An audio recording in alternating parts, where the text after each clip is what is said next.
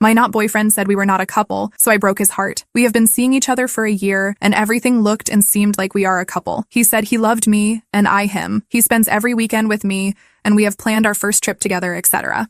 Last weekend he was in bed, and I made him pancakes because his birthday was on Tuesday. He was very happy about it and joked that I was spoiling him. I said that I wanted to spoil my man. He said I am not your man, with the same energy.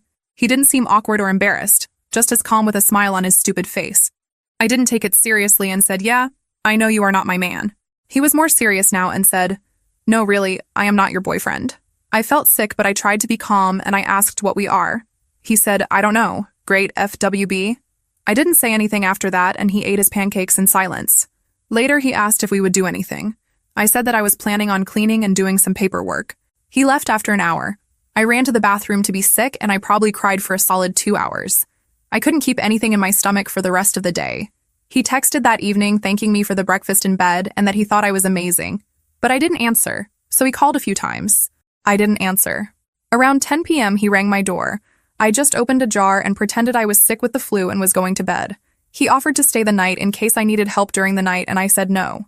I didn't answer him on Sunday or Monday and I didn't wish him a happy birthday on Tuesday either, and I have just been keeping it short texts feigning sickness. He never brought up what he said once. Then yesterday he wrote that he missed me and that he hadn't gone this long without talking to me since we met and that he was going mad. He asked if we could at least have dinner. I said that I was very busy. He said, don't you miss me? I said that I was very tired because I was out all night with a guy last night. When I sent that last message saying I was exhausted because I had spent the night with another guy, my heart was racing. I was trembling, not from guilt, because I hadn't done anything with anyone, but from anger at being made a fool. For the first time since that unbearable conversation at breakfast, I felt like I had regained some control. And it didn't take even 5 minutes. He saw it, typed, stopped, typed again, disappeared, came back. Anxiety took over my chest, but I didn't let it show. I put my phone aside and went to shower as if all of that wasn't corroding every part of my pride. When I came back, there was a response. Short. Seriously? I read it. Ignored it. The game was mine now. 2 hours later, another message. You can do whatever you want. Just don't complain later. I smiled. He thought he was threatening me, but I knew that tone. It was jealousy disguised as arrogance. He always thought he was clever. Irresistible. The prize. So convinced that no matter what he did, I would continue there, willing to be the woman who makes pancakes and settles for crumbs of affection. But not this time. At night, around 10:30, when the street was already silent and I was already lying down with my face buried in the pillow, I heard the doorbell. My heart raced. I knew it was him. No one else would show up like that, unannounced, at that hour. I let it ring. Then a light knock on the door. And another one. I got up slowly, without making noise, as if I were a thief in my own house. I peeked through the side window. It was him, leaning against the wall, arms crossed, with that corner of the mouth smile as if he were doing me a favor by being there. Pure arrogance. I didn't open. He grabbed his phone, vibrating. Open up. I just want to talk. You know this tantrum of yours won't last. Tantrum. He thought I was having a tantrum. I replied, you said you weren't my boyfriend. I'm just enjoying my freedom. The response came in seconds. Freedom you never wanted. You'll get tired of this little theater quickly. Call me when it passes. I read that and laughed, out loud. A dry, almost nervous laugh. He still believed I would run after him, that I would beg, that he was the prize. But that night, the one who got tired was me. Tired of begging for crumbs of dignity. Tired of being called friend with benefits after a year of sharing every weekend. Tired of preparing surprises for someone who didn't even consider me a partner. He knocked again. This time, harder. Are you going to keep pretending you're not home now? He shouted, low but firm. His voice choked with anger. You weren't like this, you know. What kind of guy did you go out with yesterday, huh? Was he good? Better than me? Silence. I didn't even expect that. He was actually jealous. The king of indifference, shaken. I almost felt vindicated there, but it still wasn't enough. I opened the window calmly and looked into his eyes. It's none of your business, I replied. You're not my boyfriend, remember? His look transformed. From arrogance came surprise. Then anger. You're not going to provoke me, ignore me, and still treat me like just anyone. Understand? But that's exactly what you did to me. For a year. He took a step back, breathed deeply, looked at the ground. Then, he stared at me again with a forced smile. You'll get tired. You'll realize that none of these guys will know you like I know you. You'll miss it. And when that happens, I'll be here. Don't be, I replied, and I closed the window. That night, he left, but I knew it wasn't over. His ego was too big to accept a no as an answer. The jealousy would grow, the insecurity too, and for the first time, I felt the game had turned, because he might not call me his girlfriend. But now, he was the one who couldn't sleep. And me? I was just beginning. The next morning, I woke up with a heavy head and a tight chest. It was still hard to swallow all of that. His words echoed like an insistent buzzing. You'll get tired. When that happens, I'll be here. He thought he was something, in such a disgusting and arrogant way that I felt dirty just remembering that I had gotten involved with him, that I had desired that body, that touch. How could I have deluded myself so much? I grabbed my phone and started deleting old conversations. There were hundreds of messages, memes, videos, promises thrown between laughs and nights that, in my head, meant something. To him, just distraction between one hookup and another, I realize now. But the worst was yet to come. I went out for coffee with Vanessa, my best friend. I needed to talk to someone, get everything out. She had always been my anchor, my lucidity in storms. When I arrived, she looked at me with that worried expression, like someone who already felt I was about to collapse. Did he mess up again? She asked before I even sat down. I told her everything, from the conversation about not being my boyfriend to the lie about going out with another guy. When I finished, she was silent for a while. Then she breathed deeply, stirring her coffee cup as if weighing each word. Girl, there's something I never wanted to tell you. I thought he would grow up, change, but now I see he never respected you. My stomach turned. What? Do you remember that time we went to the bar with the college crowd? A few months after you two started dating? I nodded, already feeling my blood freeze. So, he came to talk to me. He complimented me, kept making too much conversation. At the time, I thought it was just friendliness. But then, when you went to the bathroom, he approached and asked if I had ever thought about hooking up with both of you at the same time. I froze, literally. I stayed motionless. Heat rose through my face and my throat closed up. What? I told him to go fuck himself, of course. I said you were my best friend and that he was an idiot. He just laughed, said it was a joke, that the important thing was to enjoy life without labels. And that was it. But after that, I started noticing. He flirted with others too, always on the sidelines. I felt bad, but I didn't want to hurt you. I closed my eyes tightly. How did I not see? How was I so blind? The way he stayed glued to his phone when he was with me, the smiles he exchanged with strangers, the new friendships on Instagram every week. And you're sure that I started to ask, but the answer came before I even finished. Yes, he's already gone out with at least 2 girls from our class. One of them told me he said he had no commitment to anyone, that it was just fun. This while he was with you every weekend. A mixture of disgust, disappointment, and humiliation took over me. I felt like screaming, breaking something, disappearing. He made me pancakes and said he loved me with the same mouth that complimented my friends behind my back. And he still thought I would beg for him? He used me, deceived me, treated me like an option, like a safe base while he experimented with the world. While he collected bodies, kisses, and glances, I was there, giving myself, surrendering, thinking the love was reciprocal. But it wasn't love. It was convenience. It was ego. I spent the rest of the afternoon in silence. Vanessa tried to talk more, but I could only shake my head. The world around me seemed in slow motion.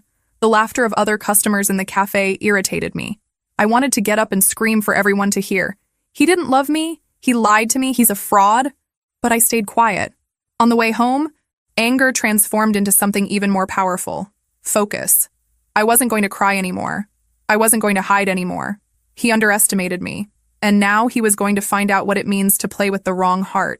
I spent the night awake, sitting on the couch, going over everything. Every word, every attitude, every slip.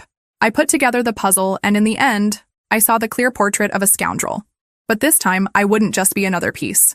The revenge, the one that was being slowly drawn inside me, was almost ready. And when it was put into practice, he would taste the bitter flavor of being disposable, the same way he made me feel. The plan began to form that very night, between dry tears and lost gazes at the ceiling.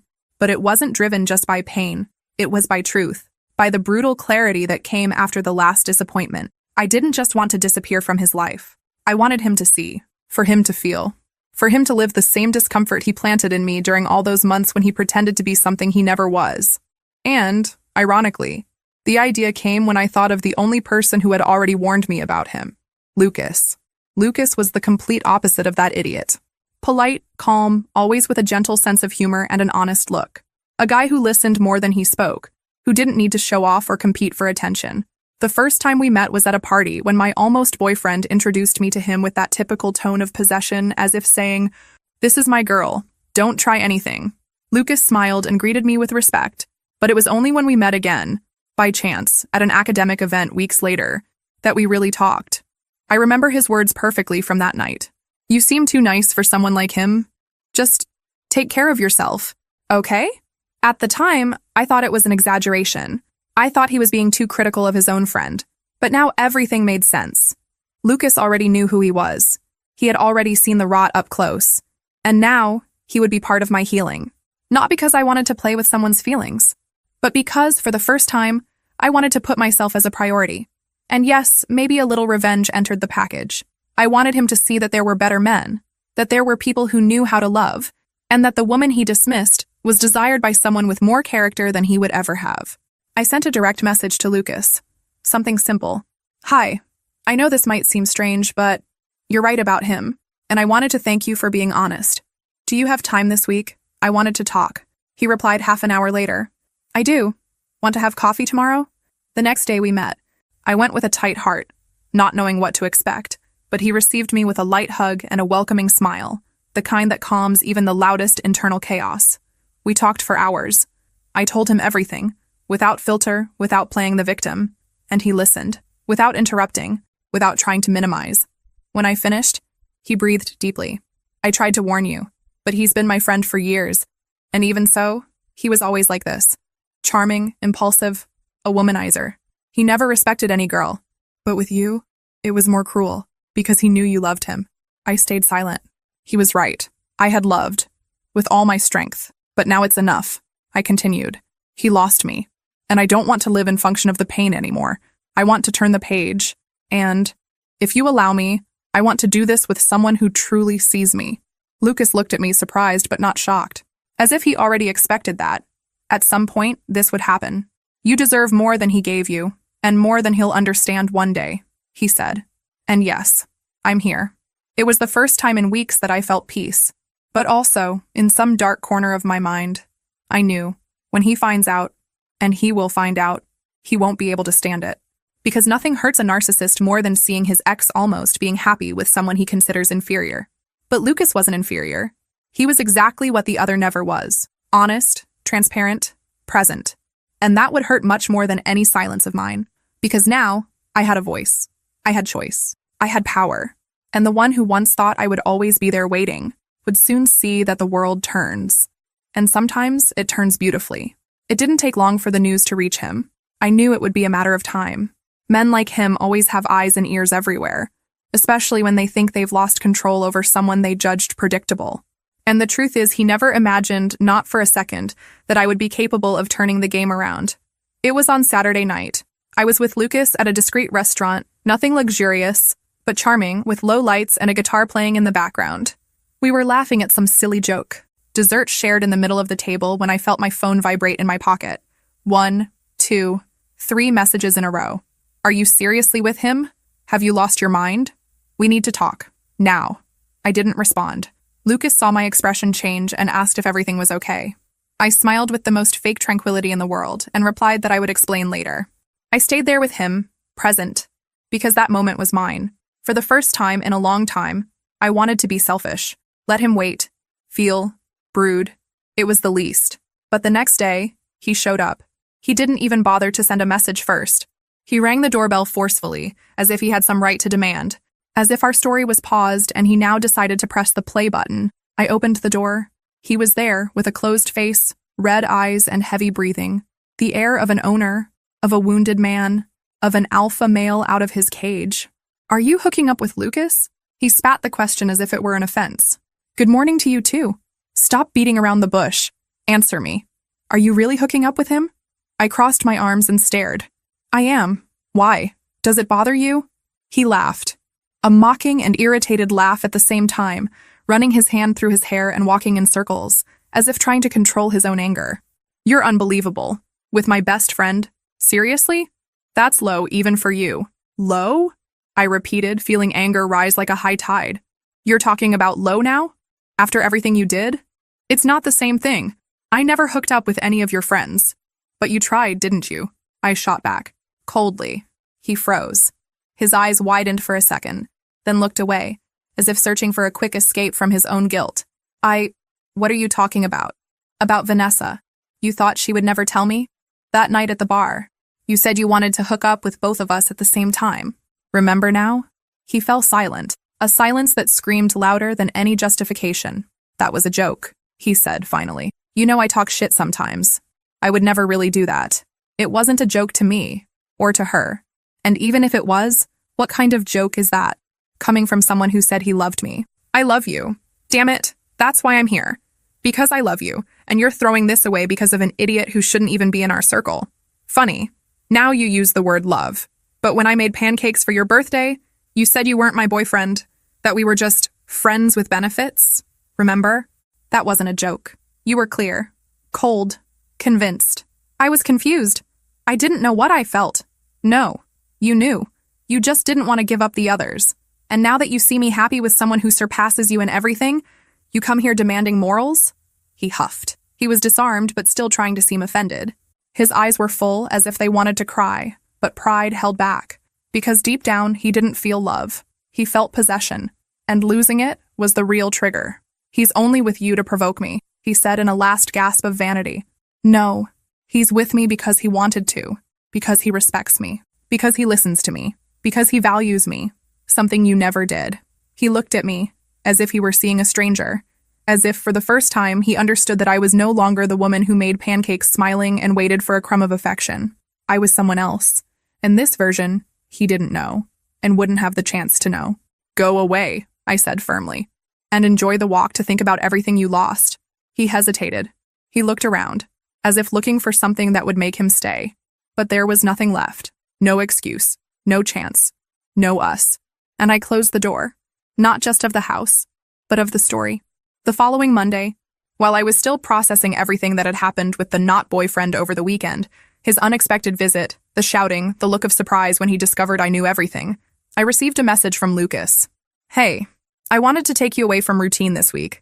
Want to have dinner with me again? Nothing fancy, I promise. Just me, you, and good pizza. I smiled. For the first time in days, I really smiled. The kind of smile that isn't a response to a provocation or a bitter victory. It was just lightness. Peace, a genuine desire to be with someone without having to walk on eggshells or pretend to be less than I am.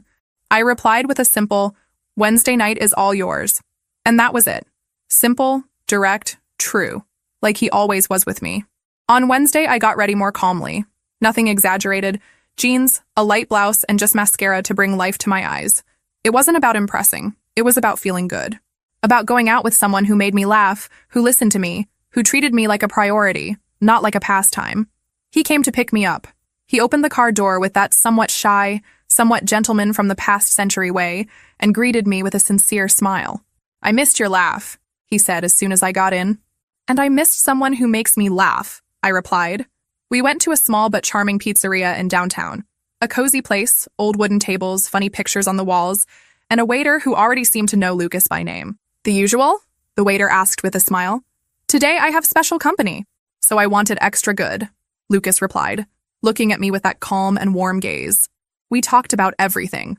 Work, music, teenage embarrassments, old movies we love that no one else watches anymore. I laughed, caught myself playing with my hair, crossing and uncrossing my legs, as if my whole body was reacting to the lightness of the night. It was so different from the heavy conversations and tense silences I used to live. There, I was myself, whole, without fear. After the pizza, we walked down the street, unhurried, like people who don't want the night to end. He asked me if I was okay after what happened with his ex-friend, and I answered honestly, I'm not 100% yet, but I'm rebuilding myself, little by little.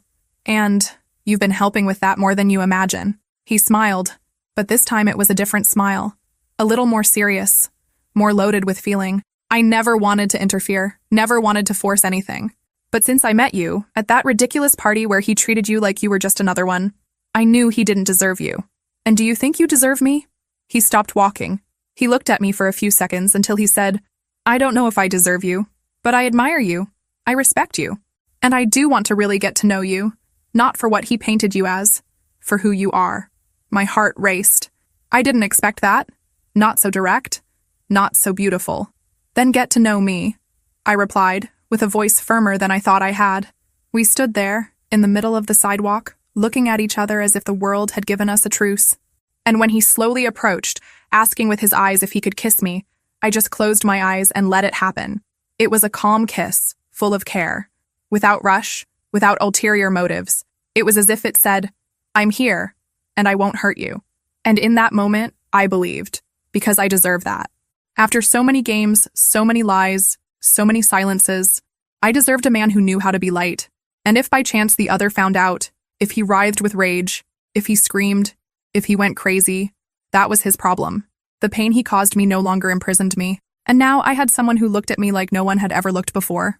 Without fear, without doubt, as if I had finally chosen right. A few weeks after that kiss with Lucas, my life seemed to have found a new axis. It wasn't perfect. Nothing is. But for the first time in a long time, I woke up calm, without waiting for messages that didn't come, without measuring words, without walking on eggshells. Lucas didn't make me play games. He was just there, present, real. And that, for someone like me who spent a year being treated like an option with exclusive packaging, was liberating. We started going out frequently. Movies, cafes, walks, nights at home cooking together. He knew my silences and didn't fill them with empty promises. He just listened to me, made me laugh, made me feel seen, and of course the other couldn't stand it. His ego wouldn't let him. In the third week, he showed up in front of the building where I lived. Without warning. He looked like someone who hadn't slept for days. Wrinkled clothes, red eyes. But even so, his pride was intact. Arrogance doesn't wash away with tears. You've become a slut. He spat as soon as he saw me coming down, without even saying good morning. The word hit my chest like a spark, but instead of igniting me inside, it froze me. For a second, just a second, I almost laughed. Sluts, in your head, are women who don't kneel when you snap your fingers, right? I replied, crossing my arms. Who don't make pancakes on your birthday after hearing they're not your girlfriend? He huffed, paced back and forth like a caged animal. You're with Lucas. Lucas? My best friend? Do you think that's right? Do you think that's dignified? What I think, I said, approaching, is that you were never my boyfriend, remember? You repeated that like a mantra. Friends with benefits. No labels. Just have fun. Well then. I freed myself from your label of nothing and found someone who wanted to be everything. He stared at me with anger, but it was anger at himself, and I knew it. And you know what the difference between you and him is? I continued. You desired me. He chose me. You used me to inflate your ego. He listens to me, respects me, values me. You left me crying whole nights. He makes me sleep smiling. He tried to laugh as if he were above it all. He's just using you to get to me. No, dear. He doesn't even talk about you. You're the past. A mistake I've already overcome. The one who's still obsessed here is you. He closed his face, fists clenched. But I wasn't afraid. You were never a man to me. You were a spoiled boy who collected women like trophies, and now you're freaking out because one of them decided to leave the shelf. Do you think he'll love you forever? He screamed without arguments. He'll get tired too. Everyone gets tired. Maybe so. Or not. But at least if it ends, it will be with dignity. With respect. Not with lies, betrayal, and cowardice. He fell silent, for the first time, without an answer. The mask of superiority slowly falling. Then I delivered the final blow. I was everything you said you wanted. Faithful, present, caring, dedicated. But you were so busy trying to seem free that you lost someone who just wanted to love you. And the worst part, you didn't lose to a stranger, but to someone who saw your trash and still decided to see me. He lowered his gaze, swallowed hard, and turned his back. He left without saying anything else. And there, I knew, not only that I was free from him, but that, this time, he was the one who would sleep with his stomach churning, that he was the one who would check his phone and not see my name, that he was the one who would remember my touch, my laugh, my care, and know he would never have any of that again. Vanessa, my best friend, never wanted to know about him again. She distanced herself from everyone in common who still insisted on saying that he just didn't know how to love. She said that those who don't know how to love, learn. Only those who don't want to, don't learn. And he, clearly, never wanted to. Lucas, on the other hand, stayed by my side. Not as a consolation prize, but as someone who saw my cracks and decided not to run away. He made me remember that love isn't noise, drama, or uncertainty. It's presence. It's peace. And as for me, I didn't become cold or bitter, but I stopped accepting the minimum disguised as everything. I learned that whoever doesn't claim you doesn't deserve you. Whoever diminishes you when you give yourself isn't a man. He's just a boy playing at having a woman. And especially, I learned that we don't beg for love. We withdraw. With class, with dignity, and let karma do the rest. A few months passed since that last confrontation, and the storm finally dissipated from my life. The one who once swore not to be my boyfriend, who laughed at my dedication, my affection, my loyalty, today is nothing more than a distant shadow. I hear from time to time that he still comments about me, as if we were an unresolved story. Some mutual friends say he's been quieter, more lost, more bitter. But honestly, I don't care anymore, because now, I'm happy, truly happy. Lucas and I made our relationship official in a light way, without pressure, without social media making a fuss. It was on a common late afternoon, after coffee and a walk in the park. He held my hand, looked into my eyes and said, "I know you came from a place where love was doubt, but with me, I want it to be certainty. If you're still ready to love, I'm here. Not as a prize, but as someone who wants to build something with you." I said yes, and I never regretted it. Today, our days are calm, full of laughter, long conversations, and lingering kisses. He makes me pancakes, and I make sure to remember how good it is to have someone who isn't afraid to say, "I love you," and prove it every day, without needing to play games. The pain of the past still exists, but now it's just a scar. It doesn't hurt anymore. It just serves to remind me how much I've grown, how much I deserve, how much I accepted crumbs for so long, without knowing there was a feast waiting for me at the right table, next to the right person. Lucas was never a trophy of my revenge. He was the unexpected cure, the beautiful detail after so much mess, the soft light after so much darkness. And me? I'm the one he didn't want to claim, who he said wasn't his girlfriend, who he thought would beg for crumbs of attention. Today, I'm the official girlfriend of his best friend, the one who walks hand in hand down the street without needing to hide, the one who is introduced with pride, not as a friend, but as the woman I chose. And if there's one thing I learned from all this, it's that whoever doesn't claim you doesn't deserve you. Whoever underestimates you loses you. And whoever knows what they have in their hands takes care of it, loves it, stays,